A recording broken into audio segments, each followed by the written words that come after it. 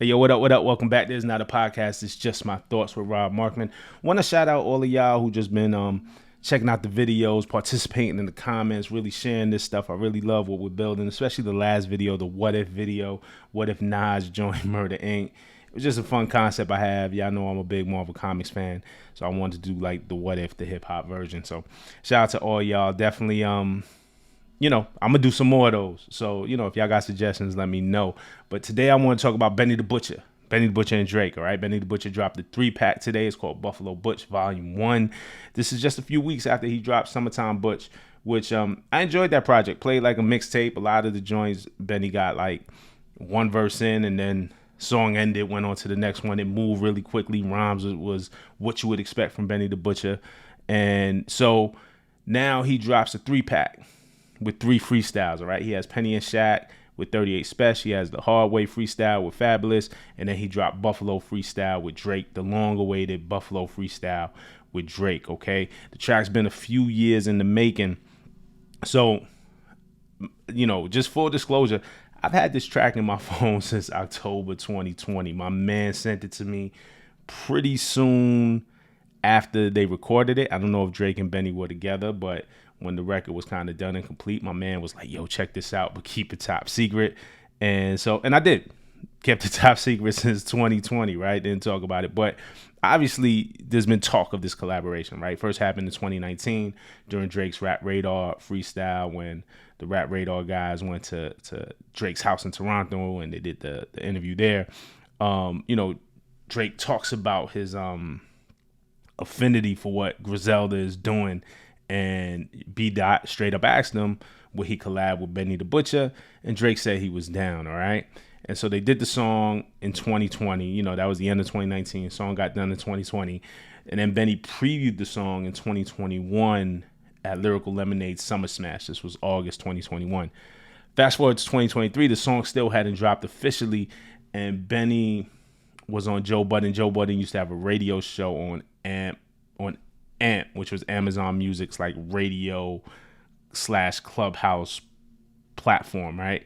So, Benny was on there. He talked about how he was upset about the situation. He was like, yo, this is a quote. He said, I was pissed. I'm not going to lie. I was pissed, man. It's a fucking Drake record. It was surely my biggest record, and the record's just sitting in my pocket. So the frustration of having such a big feature and not being able to drop it, right? But he's not mad at Drake, according to Benny. What he's saying is, there's another quote. That's the biggest artist in the world, so I understand his release schedule might be hectic, or he might have people like, we can't drop that right now because we're doing this. I understand that. He's the name, but he represents a lot of people that he works with, and his moves affect a lot of people, so I understand that part. And, look, I asked a question in the headline, like, this record finally dropped, and I said, well, is it too late? I want to answer that question. I don't want y'all to wait to the end of the video. This is not to troll. This is not to clickbait. I truly want to have the conversation with y'all, right? I don't think it's too late. I like the record. I liked the record when I first heard it in 2020. I fuck with the record now. I think the raps are timeless. Like the punchlines, the lines still kind of hold up. Like it's not like sometimes when you rap about, and especially when you do a lot of punchline type of raps or something, and you rap about current events, sometimes the current events get old, and then the raps don't hold up years later. You know what I'm saying? This record still feels fresh to me. Like there's nothing on here. Like it's old because I know it's from 2020. But if nobody told you, yo, this record was released in 2020, if we didn't have the background of Benny talking about the record leaking, Benny playing it at Summer Smash, and it came out today, it will come out today like this is the first time we ever heard it and it's brand new. So, I'm not mad. My favorite part about the record is the sample, right? And sample's this amazing R&B song. This is not sample snitching because it's apparent like where the song came from. It wasn't chopped in a way to made to be obscure, especially because they keep the vocal part in it. The song samples Sherry Dennis So Complete. Sherry Dennis was an artist, an R&B singer on Bad Boy. And the So Complete record was a solo Sherry Dennis record, but it appeared on Diddy's The Saga Continues album, all right? There was also a remix that came later that Diddy rapped on. But that's the record. And, it's produced by Buck Wild.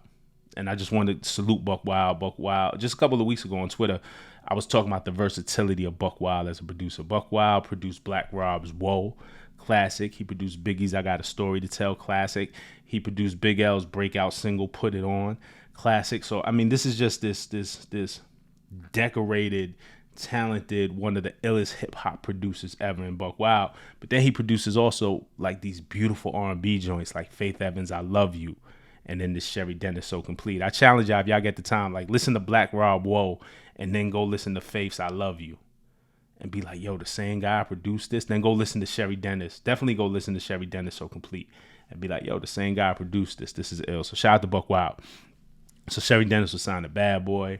You know, she had the So Complete record, which I love. Like at the time, it wasn't like a huge single, but you know, it was in the early 2000s, like maybe 05 this came out, maybe 03. I forget. I should look it up. But it came out in the early 2000s, and it wasn't like a big single, but it was one of those if you know records.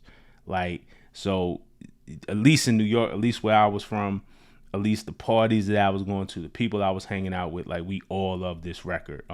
That bridge is amazing. So go listen to Sherry Dennis So Complete. Like just the vocal arrangement on this record is so dope. The build up, the vocal build up on this record is so ill. And then she had another record that I really liked, produced by Ryan Leslie called I Love You. I still spin those tracks today. I got a 2000s playlist with both of those on it. I still spin those tracks. But surprise, surprise, she was on Bad Boy. Things didn't work out between her and Diddy. And while she was super talented and had dope records, her career suffered, right? Got derailed. I even think there's a BT documentary somewhere on YouTube where she kind of talks about her story a little bit. It's definitely worth checking out. Another side note, real quick, for those of y'all that know that I make music and have supported me on that side, I actually sampled this So Complete record as well. It's a record, but it's chopped completely different. It's a way different beat from this Drake and Benny joint. Shout out to Devious Minds. Maybe in 2018 or 2019, I sent Devious the record. I was like, yo, you got to flip this for me. And it's a record I did called See That. C-D-A-T. By Rob Markman. It's on all streaming. Probably the most fun I ever had recording the record. It's something completely different than most people would expect, or something completely different from what most people are doing nowadays. But back to Benny and Drake. So, you know, is the collab a few years late? Absolutely. But that don't matter to me. I still fuck with the record. It still feels timeless. Straight bars, no hook. I'm into that. Like, I don't always need a hook. I don't need a record to be pretty. I don't need, like, I don't judge. Like, I love rap. So I'm the type of fan, like, I don't need something to be set up to be like a hit record. This goes back to the Steve Stout video that we did a couple of days ago, talking about, you know, does hip hop value lyrics? This is just dope beat, dope lyrics. I fuck with the record. Like, you know what I'm saying? Some standouts when Drake says, I remember doing halftime at Jackson, Mississippi, wasn't driving Cadillac then, but still found a way to escalate quickly. Wanted people to miss me, changed shit after Nipsey. You know, so Drake just, again, the wordplay, the connection is there. The rhyme structure is really tight and dope.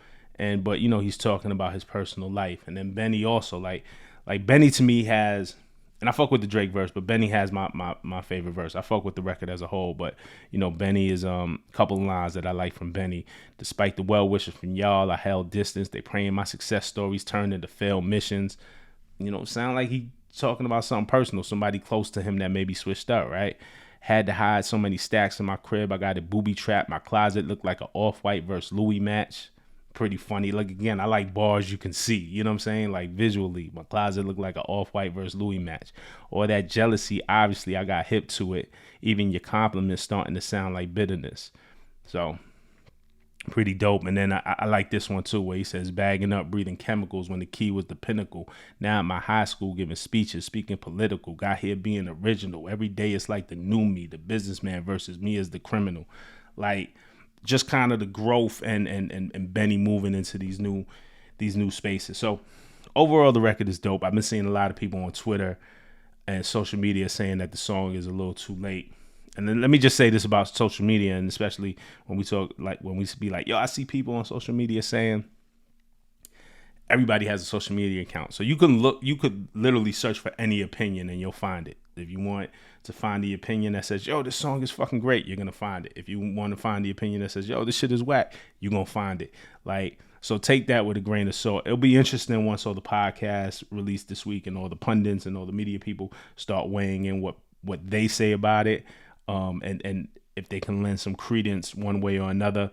But, there's people out there saying right now that Drake finally cleared the record now to stay relevant after this Kendrick battle because he just needs more ammunition to build himself up.